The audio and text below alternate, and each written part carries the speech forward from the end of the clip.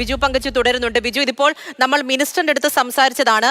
ഇപ്പോൾ അമ്മ പറഞ്ഞ കാര്യം അത് പോയിന്റ് ചെയ്ത് നമ്മൾ മിനിസ്റ്ററോട് പറഞ്ഞു. പക്ഷേ ഇങ്ങനെ ഒരു പരാതി, ഇങ്ങനെ ഒരു പ്രശ്നമുണ്ട്, അത് ഉദ്യോഗസ്ഥരെ മുൻപും അറിയിച്ചിട്ടുണ്ട് എന്ന് രാവിലെ മുതൽ മാതൃഭൂമി ന്യൂസിനോട് അവിടെയുള്ള ഓരോരുത്തരും പറയുന്നുണ്ടായിരുന്നു.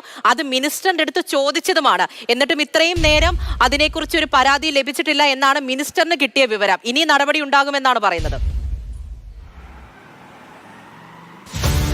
തീർച്ചയായും. കാരണം ഇതിനകത്ത് ആദ്യമായിട്ട് പറയേണ്ടതാരാണ് ഈ പരിക്കേറ്റ കുട്ടികളുടെ രക്ഷിതാക്കളെ. കാരണം ഇപ്പം ICUവിലുള്ള ആ കുട്ടിക്ക് ഭക്ഷണം വാങ്ങാനായിട്ട് നിൽക്കുമ്പോഴാണ് ഞങ്ങൾ കാണുന്നത്. അപ്പം ആ ഷാനു പറഞ്ഞ വാക്കുകളിലൂടെയാണ് പ്രത്യേകിച്ച് ആ നാട്ടുപ്രദേശങ്ങളിൽ ഇവരുമൊക്കെ ആദ്യം ഈ ദുരന്തം ഉണ്ടായപ്പം എത്തി.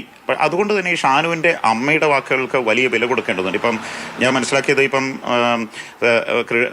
വൈദ്യുതി മന്ത്രി പോലും അതിനകത്തൊരു അന്വേഷണത്തിന് ഉത്തരവിട്ടിട്ടുണ്ട്. കാരണം അത്തരം സാഹചര്യങ്ങളിൽ ഒരു വീഴ്ചയുണ്ട്. കാരണം ഇത്തരം ഒരു കെണിയുള്ളപ്പോൾ അതിൽ ഒരുപാട് പേര് നടന്നു പോകുന്നതാണ്. വൈദ്യുതി ബോർഡിലെ ഉദ്യോഗസ്ഥരെ വിളിച്ച് പറയുമ്പോൾ അതിനകത്ത് അവർ ലാഘവത്തോടെയാണ് എടുത്തത്. അല്ലെങ്കിൽ ഈ ഒരു ദുരന്തം ഉണ്ടാവില്ലായിരുന്നു.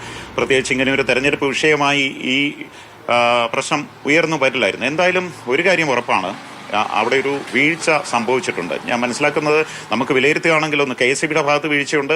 ഇത്തരം കെണികൾ അവിടെ വരുന്നു, ഇത്തരം കാട്ടുപന്നികളെ വേട്ടയാടി പിടിക്കുന്നു. ഇത്തരം കാട്ടുപന്നികളൊക്കെ വേട്ടയാടാനുള്ള ഉത്തരവ് മറയാക്കിക്കൊണ്ട് നായാട്ട് സംഘങ്ങൾ സജീവമാണെന്ന് വേണം ഈ കാര്യങ്ങൾ നമുക്ക് മനസ്സിലാക്കാൻ. മരണവുമായി ബന്ധപ്പെട്ട് മാത്രം നിന്ന് സംസാരിക്കേണ്ട ഒരു കാര്യമല്ല. കാരണം ഇതിനു മുൻപും നിലമ്പൂരിൽ ഒരു മരണം ഉണ്ടായിട്ടുണ്ട്, അതിനെക്കുറിച്ചുള്ള വിവരങ്ങളും വരുന്നുണ്ട്. അതിനുശേഷം തിരിഞ്ഞു നോക്കിയിട്ടില്ല എന്നുള്ളതാണ്. ഇപ്പോൾ ഈ വൈദ്യുതി കെണിയുമായി ബന്ധപ്പെട്ട് 2 ആഴ്ച മുമ്പേ വിളിച്ചു, അവരെ പരാതി പറയുന്നത് ശരി. പക്ഷേ അതിനു മുൻപും ഉണ്ടായിട്ടുണ്ടല്ലോ പല പ്രശ്നങ്ങളും, എന്നിട്ടും ഒരു ഇടപെടൽ ഉണ്ടായിട്ടില്ല. തീർച്ചയായുമില്ല. കാരണം ആ സ്ത്രീയുടെ ഒരു വേദന നമ്മൾ മനസ്സിലാക്കേണ്ടതാണ്. കാരണം അവർ പറയുന്നത് ഈ കുട്ടികളുടെ നേരിട്ട് കാണുമ്പോഴുള്ള ഒരു അവസ്ഥ അവർ വളരെ ദയനീയമായി വിലയിരുത്തുന്നുണ്ട്. കാരണം ഈ മരണമടഞ്ഞ അനന്തുവിനെ ഷോക്കടിക്കുന്നത് കണ്ട് ബാക്കി 3 കുട്ടികളും വെള്ളത്തിലേക്ക് ഇറങ്ങുമ്പോഴാണ് അവർക്കും കാര്യമായിട്ട് പരിക്കേക്കുന്നത്.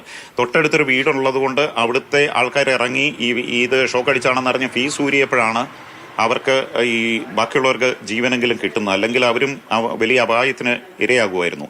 ഇത്തരം ഒരു സാഹചര്യം നിലനിൽക്കുമ്പോൾ അവിടെ ഒരു ലാപ്സ് വൈദ്യുതി ബോർഡിൻ്റെയും വനംവകുപ്പിൻ്റെയും സംഭവിക്കുന്നുണ്ട്. കാരണം ഇത്തരം വനവുമായി ബന്ധപ്പെട്ട പ്രദേശങ്ങളിൽ നായാട്ട് സംഘങ്ങളെ തടയാൻ വനംവകുപ്പിനും കഴിയുന്നില്ല. അതുപോലെ ഇങ്ങനെയുള്ള അനധികൃതമായ കെണികൾ ഒരുക്കുമ്പോൾ അതിനകത്ത് നിരപരാധികളായ ആൾക്കാരാണ് ബലിയാടുകളാകുന്നത്. അത് 2 ആഴ്ച മുമ്പ് KSEB ഉദ്യോഗസ്ഥരെ അറിയിച്ചിട്ട് നടപടി സ്വീകരിച്ചില്ല. അതൊരു ഗുരുതരമായ വീഴ്ചയാണ്. ഒരുപക്ഷെ മന്ത്രി തന്നെ ഈ ചർച്ചയിൽ പങ്കെടുത്ത് ഇക്കാര്യങ്ങൾ അന്വേഷിക്കും.